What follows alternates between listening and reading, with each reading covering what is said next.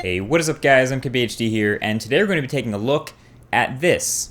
We're taking a look at the OnePlus One. Now, you may remember I've already done a video about the OnePlus One, but a lot has changed about the phone and the company between that video and now. So that's why I'm doing this revisited video, to go over those changes and what they mean and why you should care. Let's take a look. So I reviewed this phone a full 2 months ago, right before it first came out, and it turned out to be a ridiculously good buy. You get great, awesome high-end specs for that crazy low price. That was the main focus. Even cheaper than a Nexus, it started at $300.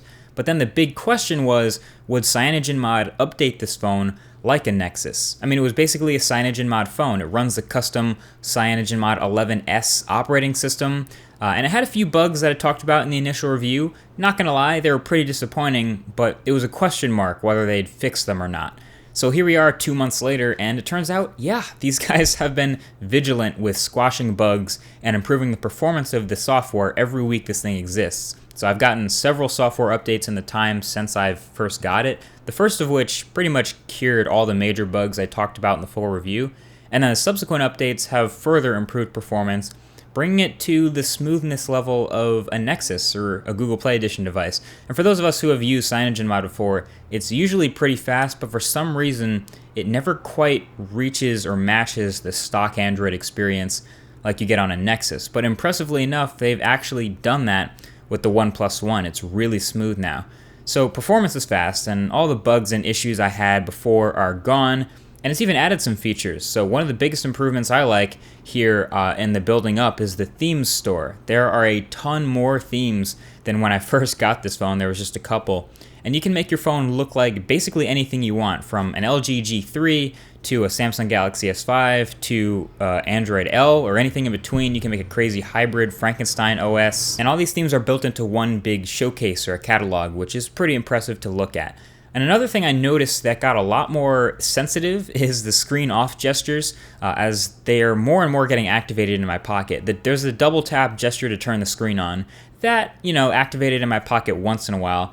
But the funny thing is the torch, which can get accidentally activated just by drawing the shape of a V on the screen when it's off, that got activated in my pocket all the time. Like sometimes I'd pull my phone out of my pocket wondering, how did it get so warm? And it's because it was sitting in my pocket with the LED light on, killing battery, so I had to turn those features off. But at least you can turn them off. That's, I guess, the beauty of CyanogenMod, is those features can be activated or deactivated. And on top of that, this version of CyanogenMod 11S is built on top of Android 4.4 KitKat now. OnePlus has promised that within 90 days of the final release of Android L, this phone will be updated to that too. So now that all these software fixes and changes have been made, and it's obvious that CyanogenMod cares a lot about keeping this phone up to date, the shift has focused to the hardware side of things and the company side of things, which is kind of a logistical nightmare right now, but it's just being able to buy this phone. You may have heard there's an invite-only system still, all these months later, an invite-only system to be able to get your hands on this phone. And even so, it's kind of hard to get an invite, and people are scouring the internet for invites everywhere. And I also saw a tweet from my buddy Quinn from Snazzy Labs where he actually got an invite, placed his order, and then was able to follow the process. And when he placed his order, his phone had not even started manufacturing yet. He got a phone fresh off the assembly line, basically, when his order was completed and shipped to him. That's how tight they are for making these phones for orders. They've also shifted their focus to making the 64 gig black version, since it apparently was getting more demand than the 16 gig white one, and that actually doesn't surprise me much given the value. But they've also had some issues with people reporting a sort of a yellowing of their OnePlus One screen near the bottom.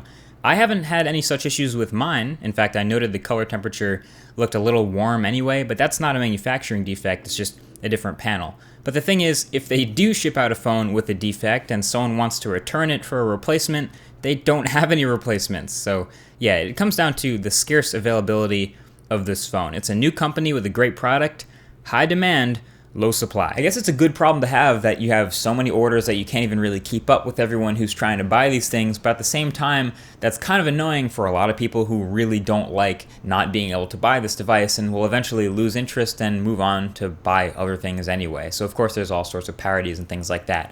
But, so yeah, there's the high end and the low end of this revisited. It's the high end that, yeah, it turns out they really do care about updating the software, and they're going to keep it up to date, and it's made a lot of progress, and they fixed tons of bugs. And then there's the low end where it's still kind of hard to get this unicorn phone, and hopefully you'll be able to get an invite if you really do want one.